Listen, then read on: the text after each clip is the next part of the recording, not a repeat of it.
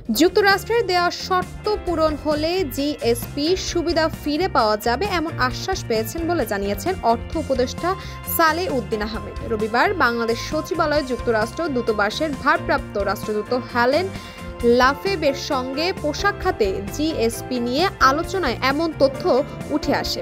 উপদেষ্টা বলেন, শ্রমিক অধিকার নিয়ে যুক্তরাষ্ট্রের কিছু পর্যবেক্ষণ ছিল, সেগুলো নিয়ে আলোচনা হয়েছে।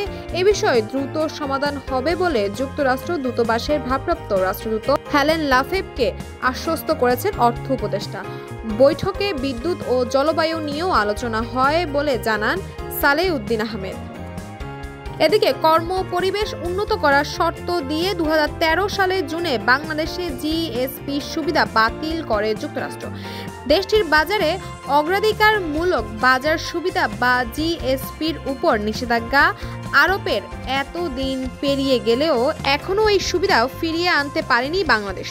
তাসফিয়া তাবাসসুম, ইসময়, ঢাকা।